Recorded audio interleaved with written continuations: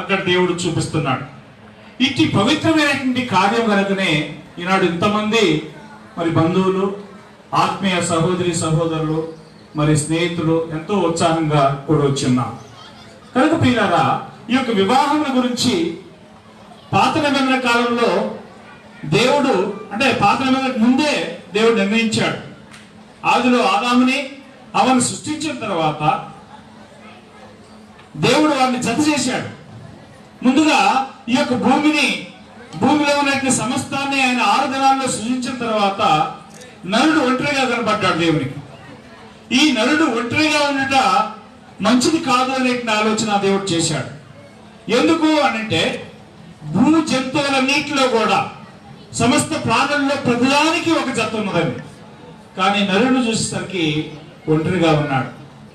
ఈ నరుడు ఒంటరిగా ఉండటం మంచిది కాదు అని చెప్పి వానికి సాటైన సహాయాన్ని ఆదాము యొక్క పక్కటెంగులో నుంచి తీసి మరి ఆ యొక్క ఎముకను స్త్రీగా నిర్మించి పురుషుడికి అనగా ఆదాముకి మొట్టమొదటి వివాహాన్ని చేసినట్లుగా దైవ గ్రంథంలో మనం చదవగలం.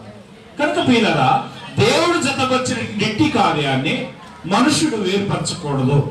వారిద్దరూ జత చేయబడిన తర్వాత తల్లిని తండ్రిని విడిచి మరి పురుషుడు భార్యను హత్తుకులను అని చెప్పి అంటున్నాడు. అంటే వివాహం అయిన తర్వాత ఆ యొక్క దంపతుల మధ్యలో ఇతర అధికారాలకు సంబంధం లేదండి. ఇతర అధికారాలు దాంట్లో పాల్గొనడానికి అవకాశం లేదు. ఎందుకు అని అంటే అక్కడ మా నాన్న చెప్తున్నాడనో లేదా మా అన్నయ్య చెప్తున్నారని చెప్పి స్త్రీ అనడానికి లేదు. పురుషుడు మా అమ్మ నాన్న చెప్పిన మాట నువ్వు వినాలి అని చెప్పి అనడానికి లేదండి.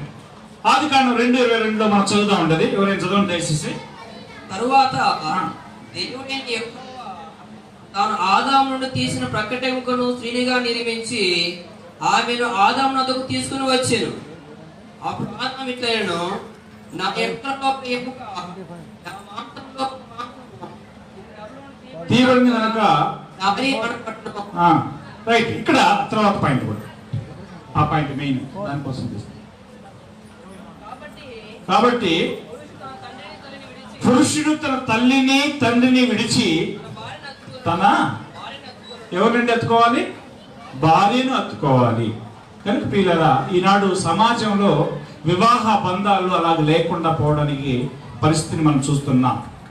కానీ దైవికమైనటువంటి విధానంలో చూసినట్లయితే, దైవ గ్రంథం ప్రకారం దేవుని యొక్క సంకల్పం ప్రకారం చూసినట్లయితే వన్స్ జత చేయబడిన తర్వాత భార్యకు భర్త, భర్తకు భార్య, వారిద్దరు తప్ప వారి యొక్క అధికారంలో తల్లిదండ్రులు, అన్నదమ్ములు, తాత ముత్తాతలో పాల్పంచుకోవడానికి లేదా అధికారం చేయడానికి అవకాశం లేదు. అయితే ఈ విధంగా జత చేసినటువంటి దేవుడు ఎందుకు వారిని జత చేశాడు? ఆదికాండం 1వ అధ్యాయము 28వ వచనం చదవండి. 28. దేవుడు వారిని ఆశీర్వదించెను ఎట్లనగా, మీరు ఫలించి అభివృద్ధి పొంది విస్తరించి భూమిని నిర్మించి దానిని లోపరుచుకోండి. ఇది ఉద్దేశం.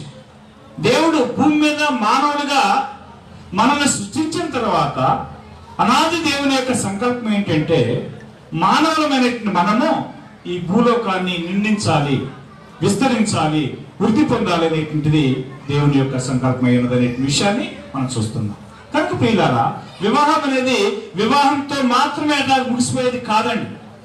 ఇది భర్త భార్యలు వారి యొక్క శేష జీవితం అంతా కూడా, అనగా మిగిలిన జీవితం అంతా కూడా మరి అన్యోన్యంగా మరి ఇద్దరు కలిసి ఉండాల్సినటువంటి ఒక కార్యమైనది.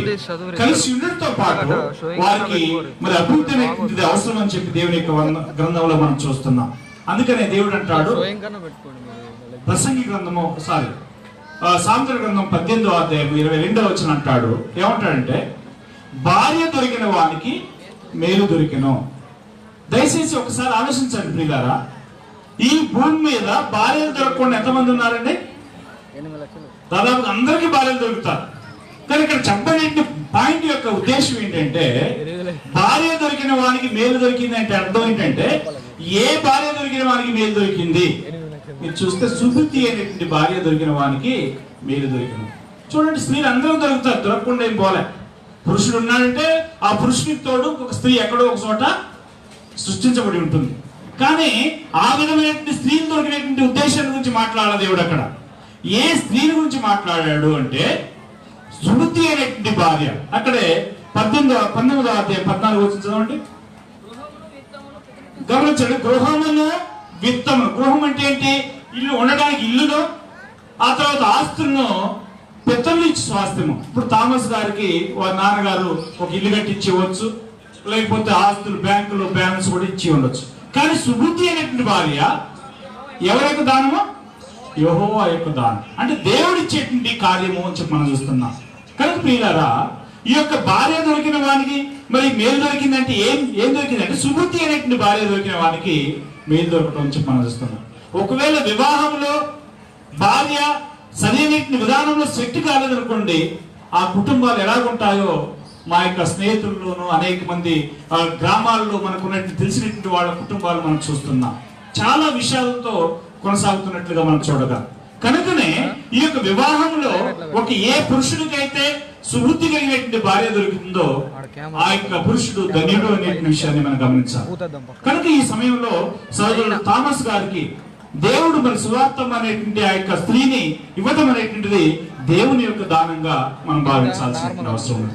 కనుక మనం చూసినట్లయితే ఇట్టి వివాహంలో జత చేయబడుతున్నటువంటి వీరిద్దరు కూడా ఎంతవరకు వారు బదులై ఉండాలి? పాత నిబంధన కాలంలో ఒక స్త్రీని వివాహం చేసుకొని ఆ యొక్క స్త్రీ విషయమే ఏదైనా తేడా ఉందంటే ఆమెను విడాకుల పత్రిక ఇచ్చి పంపించవచ్చు. మరి ఆ విషయాన్ని యేసుక్రీస్తు దగ్గర పరిసయ్యులు శాస్త్రులు లేవనెత్తినప్పుడు వారు ఏమన్నారంటే, బోధకుడా, ఏ కారణం చేతనైనా స్త్రీని పురుషుడు విడనాడు న్యాయమా అని అడిగాడు. అప్పుడు ఆయన చెప్తున్నాడు, దేవుడు ఆదిలో ఒక స్త్రీకి ఒక పురుషుడికి ఒక స్త్రీని ఇచ్చాడు. దేవుడు జత చేసిన దాన్ని మానవుడు వేరుపరచకూడదు అని చెప్పే విషయాన్ని తెలియజేశాడు. కొత్త నిబంధన ప్రకారం అలాంటి ఏర్పాటు అనేటువంటిది చేయకూడదు. కనుక ఇంటి వివాహము ఘనమైనది కనుక యేసుక్రీస్తు దాన్ని ఇంకా ఘనపరిచి ఈ మానవ లోకానికి కొత్త నిబంధన ఆత్మ సంబంధమైనటువంటి దేవుని పిల్లలకి ఆయన ఇంకా బలాన్ని చేకూర్చినట్లుగా మనం చూడగలుగుతున్నాం. కనుక ప్రియులారా, ఈ యొక్క వివాహంలో కొద్ది క్షణాల్లో సహోదరుడు టి థామస్ గారు, సహోదరి మరి సువార్తమ్మ గారు ఇద్దరు కూడా ప్రమాణాలు చేసుకుంటారు. ఆ యొక్క ప్రమాణాల్లో వారు ఏం చేసుకుంటారు, ఎలా నిల్చుండాలి అనే విషయాన్ని ఒకదాన్ని చదువుదాము. ప్రసంగి గ్రంథము 5వ అధ్యాయము అక్కడ 1 నుండి 5 వచనం చెప్పండి, కానీ అక్కడ 2, 3 వచనం 4 వచనం చదవండి ఎవరైనా.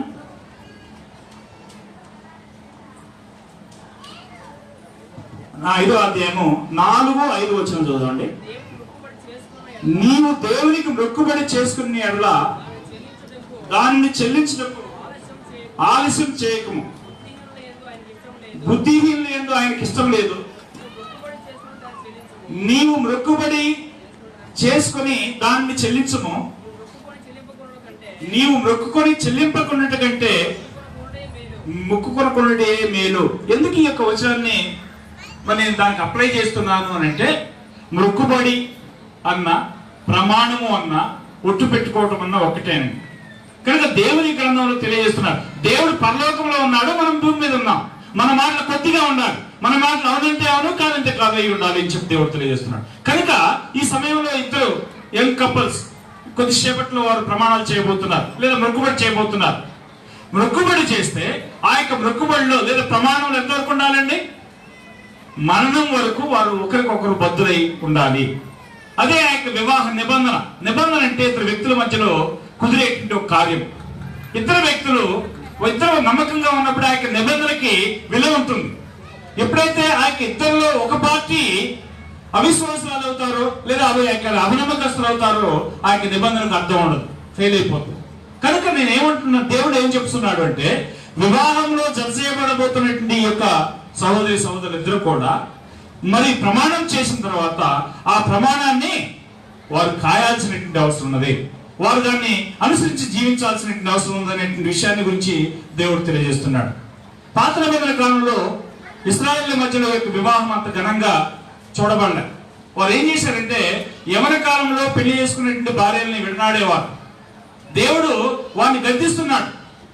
మలాకి గ్రంథము 2వ అధ్యాయం 14 వచనం చదవండి. మలాకి గ్రంథం 2వ అధ్యాయం 14 వచనంలో వారు ఏమంటున్నారంటే, వారు దేవుని యొక్క బలిపీఠాన్ని, దేవుని యొక్క బలని వారు ఏడుపుతోనూ కళ్ళెంతోనూ నింపుతున్నారు అని చెప్పి దేవుడు తెలియజేస్తున్నాడు.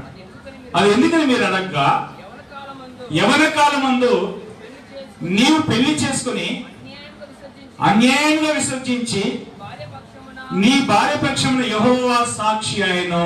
చూసారండి, అంటే ఇప్పుడు థామస్ గారు చేయబోతున్నట్టు నీ యొక్క నిబంధనలో ఎవరు సాక్షి అండి? దేవుడు సాక్షి ఉన్నాడు అనే విషయాన్ని దేవుడు తెలియజేస్తున్నాడు. కనుక యవన కాలంలో పెళ్లి చేసుకున్నట్టు భార్య విషయంలో విశ్వాసఘాతుకులు కాకుండా అని చెప్పి దేవుడు పాత నిబంధనలో ఉన్నటువంటి ఇశ్రాయేలుని గద్దించాడు. ఎందుకు అని అంటే వారు అలా చేశారు. వారు ఒక స్త్రీని వివాహం చేసుకుని ఆమె వదిలిపెట్టి మరో వివాహం చేసుకునేవాడు. అలాంటి వివాహం, అలాంటి కార్యం అనేది కొత్త నిబంధన కొట్టివేసినది.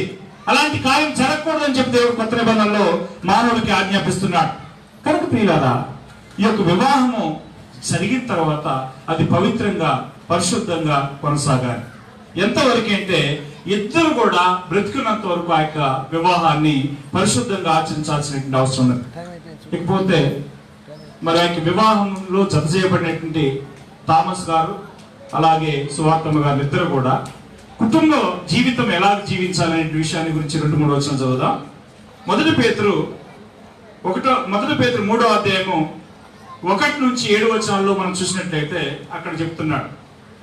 స్త్రీల గురించి మాట్లాడి స్త్రీలకి ఏది అనుకువ, ఏది మరి విలువైనటువంటి అలంకరణము అంటే ఆ హృదయపు అంతరంగమైనటువంటి స్వభావము అని అంటాడు. దానికి సంబంధించి ఆయన ఆనాడు పొలం ఉన్నటువంటి స్త్రీ అయినటువంటి శారాన్ని తీసుకొచ్చి, శారా ఏం చేసిన ఒకసారి చదవండి అండి. 5వ వచనం చదవండి, 6వ వచనం చదవండి, 5వ చదవండి. అటువలే పూర్వము దేవుని ఆశ్రయించిన పరిశుద్ధ స్త్రీలు తమ స్వపురుషులకు లోబడి చేత తమ్మును తాము దేంట్లో అలంకరించుకున్నారండి? ప్రియమైనటువంటి దేవుని బిడ్డలారా, ఆలోచించాం. ఈనాడు మరి బ్యూటీ పార్లర్లు ఎక్కువ అయిపోయాయి. ఏం చేస్తున్నారు అంటే దాదాపుగా 500 కాకపోతే 1000-2000 ఇచ్చేసి ఏం చేస్తున్నారంటే ఆ యొక్క అలంకరణ చేయించుకుంటున్నారు. తప్పని నేను అంటలేదండి, దయచేసి మీరు దాన్ని తప్పుగా అర్థం చేసుకోరు. కానీ దేవుని యొక్క బిడ్డలు లేదా దేవుని యొక్క స్త్రీలు దేన్ని అలంకరించుకోవాలంటే వారి యొక్క హృదయపు అంతరంగ స్వభావాన్ని అలంకరించుకోవాలి. ఆనాడు శారా ఏ విధంగా తను అలంకరించుకుందంటే తన భర్తకు లోబడి ఉండడం ద్వారా ఆమె తను అలంకరించుకున్నది. అది మాత్రమే కాదు, తన భర్త ఏమని పిలిచిందండి? యజమానుడా అని చెప్పి పిలిచింది. అంటే ఒక ఇంట్లో ఒక భార్య తన భర్తని యజమానుడా అని చెప్పి పిలుస్తుంది అని అంటే భర్త ఎంత గొప్పగా ఆమెను ప్రేమించి ఉంటాడో కూడా దాని వెనక మరి అర్థం చేసుకోవచ్చు మనం. ఒకవేళ భర్త తిరిగిపోతాయి, ఒకవేళ భర్త త్రాగిపోతాయి, భర్త స్త్రీలు కొట్టేటిన వాడై ఉన్నట్లయితే ఆ స్త్రీ యజమానుని పిలవడానికి అవకాశం ఉందా? ఖచ్చితంగా లేదండి. కనుక ఇక్కడ అబ్రహాము ఆ స్త్రీని ఏ విధంగా ప్రేమించాడు అంటే ఎంతో అపురూపంగా ప్రేమించినట్లుగా మనం బైబిల్ గ్రంథంలో చూడొచ్చు. ప్రియులారా, అదే విధంగా స్త్రీ తన భర్తను ఆ విధంగా ప్రేమించాలి, తన యజమానుడు అని చెప్పే విధంగా గౌరవించాల్సిన అవసరం ఉంది. అదే విధంగా మళ్ళీ థామస్ భాగానికి వస్తే థామస్ కూడా ఏం చేయాలి? 7వ వచనం చదవండి. అటువలనే పురుషులారా జీవమనే కృపావరములో మీ భార్యలు మీతో కూడా పాలువారై ఉన్నారని ఎరిగి ఎక్కువ బలహీనమైన ఘటమని భార్యని సన్మానించి. ఈనాటి కాలంలో సన్మానం అనేటువంటి కార్యము ఎక్కడ కనబడదండి. సన్మానమా? నేనేంటి ఆమెను సన్మానించేది? ఆమె ఆడదే, నేను మగవాడిని. ఎంతమంది చెప్పట్లేదండి? పురుషులు ఎక్కువ మంది చెప్తున్నారు. కానీ ఇక్కడ దేవుడు ఏమన్నాడంటే పురుషులారా స్త్రీలు బలహీనమైన ఘటమని భార్యను సన్మానించి అంత ముందుగా చెప్తాడు. జీవమనే కృపావరములో ఆమె మీతో కూడా పాలువారై ఉన్నదని ఎరిగి. అంటే దేంట్లో కూడా పాలువారై ఉన్నదామె? పరిశుద్ధ సంబంధమైన కార్యాల్లో, పరలోక సంబంధమైన కార్యాల్లో మనతో పాటు పరలోకానికి రావాల్సిన అవసరం ఉందా లేదా? అనేక మంది సేవకులను నేను చూస్తుంటాను. మా ఏరియాలో ఖమ్మం పట్టణంలో సంఘాలలో సేవ చేసే సేవకులు ఉంటారు. ఏదైనా మీటింగ్ ఉందంటే ఒక ఆయన బైబిల్ పెట్టుకుని ఊరు ఆడుకుంటూ వస్తాడు. ఏంటి బ్రదర్ నీ భార్య తీసుకోవాలంటే, లేదు బ్రదర్ ఆమె ఎందుకు అంటాడు. అంటే ఆమె పరలోకం వద్దు వాళ్ళకి సంబంధించి. అంటే దేవుని యొక్క సంకల్పం ఏంటి గమనించండి. భార్యను కూడా జీవమనే కృపావరంలో మనతో పాటు ఏమైనారట? పాలువారై ఉన్నారు. వాళ్ళు కూడా పరలోకం కావాలి. కాబట్టి అలాంటప్పుడు ఆ యొక్క భార్యను కూడా సేవకు తీసుకోవడం తప్ప, ఆమె కూడా దేవుని యొక్క వాక్యం ఇవ్వడం తప్ప, ఆమె కూడా ఆత్మీయంగా ఎదగడం తప్ప కానే కాదు. కనుక ప్రియులారా, భార్యని మనం ఎలాగైతే ఆత్మీయమైనటువంటి మీటింగ్లు కంటే ప్రసంగాలకి మీటింగ్లకు వెళ్తుంటామో అదే విధంగా మరి మన యొక్క భార్యలు కూడా తెలుసుకోవాల్సినటువంటి అవసరం ఉన్నది. అప్పుడు ఇంకపోతే భార్య బలహీనమైన ఘట్టం అని అంటున్నాడండి. దేంట్లో భార్య బలహీనమైన ఘట్టం అండి? భార్య శరీరంలో పురుషుని కంటే కొంత బలహీనంగానే ఉంటుందనే విషయము మనందరం కూడా కాదనలేనటువంటి విషయం. కానీ భక్తి విషయానికి వస్తే, విశ్వాస విషయానికి వస్తే ఆమె మనకంటే ఏమైనా తక్కువగా ఉందా అండి? లేదండి. పురుషులు పొద్దున్నే 8 గంటలు లేస్తారో లేవో నాకు తెలియదు, కానీ స్త్రీలు అయితే 4 గంటలకు 5 గంటలు లేచి వాళ్ళు మోకరించి ప్రార్థన చేసేటువంటి స్త్రీలను చూస్తున్నా. కనుక అలాంటి విషయాల్లో భార్యలు మనకంటే బలవంతులు. కనుక వాళ్ళు దేంట్లో బలహీనలు అంటే శరీరంలో మనకంటే బలవంతులు కనుక మన శరీరంలో మనకంటే బలహీనలు కనుక వారిని మనం సన్మానించాలి, వారిని గౌరవించాలి, వారి మాట వినాల్సినటువంటి అవసరం ఉందని చెప్పి దేవుని యొక్క వాక్యంలో దేవుడు తెలియజేస్తున్నాడు. ఇంకా మనం చూస్తే ఎఫెసీ 5వ అధ్యాయం 22వ వచనం ఒకసారి చదువుదాం. ఎఫెసీ 5:22. స్త్రీలారా ప్రభువునకు వలె, చాలండి. ఇక్కడ సిస్టర్ సువార్తకి ఒక పాయింట్ ని దేవుడు తెలియజేస్తున్నాడు. స్త్రీలారా ప్రభువునకు వలె, ప్రభువుకి ఎలాగైతే మనం లోపడతామో, ప్రభు కార్యాలు ఎంత డెడికేటెడ్ మైండ్ తో మనం ఉంటామో, అలాగే నీ స్వపురుషునికి, నీ సొంత భర్తకి నువ్వేం చేయాలట? లోబడి ఉండాల్సినటువంటి అవసరం ఉందని చెప్పి దేవుడు తెలియజేస్తున్నాడు. కనుక ఈ విషయాలన్నింటినీ కూడా కూలంకషంగా భర్త భార్యలు ఇరువురు కూడా ఆలోచన చేసి మన కార్యాన్ని అనుసరించినట్లయితే ఆ కుటుంబం ఎంతో ఘనమైనదిగా, ఎంతో ఆశీర్వదించబడినటువంటి కుటుంబంగా, ఎంతో మరి ఆత్మీయమైనటువంటి దీవెన పొందిన కుటుంబంగా ఉండగలదు అనే విషయాన్ని మనం చూడగలం. కనుక ఈ యొక్క కుటుంబంలో మరి దేవుడు ఎందుకు ఇచ్చాడు అనే విషయాన్ని చూసినట్లయితే 1 కొరింథీ 7వ అధ్యాయం 1 నుంచి 5 వచనాలు ఉంది. తర్వాత దాన్ని మీరు కావాల్సినటువంటి వాళ్ళు చదవచ్చు. అయితే 1 కొరింథీ 11వ అధ్యాయము 3వ వచనంలో మనం చూసినట్లయితే ఒక వరుస క్రమాన్ని పెట్టాడు. చదువుతాడు. ప్రతి పురుషునికి శిరస్సు క్రీస్తు, స్త్రీకి శిరస్సు పురుషుడు, క్రీస్తునకు శిరస్సు. అంటే ఈ యొక్క వరుస ఎందుకు చెప్తున్నాడంటే ప్రతి కుటుంబంలో కూడా ఒక అధికార విలువలు అనేటువంటివి, ఒక క్రమం అనేది ఉండాలి. అనేక కుటుంబాల్లో అది ఉండదండి. భర్త ఆయన పక్కన పెట్టండి, నేను మాట్లాడతానని చెప్పి వస్తుంది భార్య ఈనాడు. అది కాదాడ. ప్రతి పురుషునికి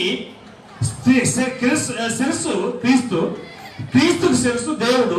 ప్రతి స్త్రీకి శిరస్సు పురుషుడు. అంటే దాని అర్థం ఏంటి అంటే కుటుంబంలో ఎవరు అధికారం చేయాలి, ఎవరికి లోపడాలి అంటే భర్త యొక్క అధికారం కిందనే భార్య పనిచేయాలి. ఆ విధమైనటువంటి విధానంలో మనం ఆలోచన చేసి నడిచినప్పుడు మాత్రమే ఆ కుటుంబము దైవాధీనంలో దైవికంగా ఆశీర్వదించబడినటువంటి కుటుంబంగా ఉంటుంది తప్ప, ఒకవేళ క్రమాన్ని మీరారనుకోండి పిల్లలు కూడా క్రమాన్ని మీరుతారు. పిల్లల క్రమం మీరనుకోండి ఆ కుటుంబం అంతా కన్ఫ్యూషన్ ఉంటుంది. కనుక ప్రియమైనటువంటి దేవుని బిడ్డలారా, ఈరోజు థామస్ సిస్టర్ సువార్తమ్మ గారికి మాత్రమే ఈ మాటలు నేను చెప్పలేదండి, దేవుడు చెప్పలేదు, మనందరికి కూడా చెప్తున్నాడు. వివాహమైనటువంటి మనందరికి కూడా, వివాహం చేసుకోబోతున్నట్టు మీ అందరికి కూడా దేవుడు ఇస్తున్నటువంటి సలహా లేదా దేవుడు ఇస్తున్నటువంటి విధానం ఏంటంటే మనం ఈ యొక్క వివాహ వ్యవస్థను గౌరవించాలి. వివాహ వ్యవస్థలో దేవుడు పెట్టిన యొక్క అథారిటీ సీక్వెన్సెస్ మనం అనుసరించాల్సినటువంటి అవసరం ఉన్నది. ఏ యొక్క కుటుంబంలో ఆ యొక్క అధికారాన్ని అనుసరించరో ఆ కుటుంబము అయోమయమైనటువంటి పరిస్థితిలో ఉంటుందనే విషయాన్ని మనం చూడగలం. కనుక ప్రియమైనటువంటి సహోదరి సహోదరులారా, ఓపికతో వినేటువంటి మీ అందరికి కూడా పేరు పేరున ప్రభునామమున వందనాలు తెలియజేస్తున్నాను. అదేవిధంగా ప్రత్యేకంగా సహోదరుడు థామస్ గారికి, మరి సిస్టర్ సువార్తమ్మ గారికి, అలాగే ఆహ్వానించినటువంటి పెద్దలందరూ కూడా ప్రభునామమున వందనాలు తెలియజేస్తూ ముగిస్తున్నాను.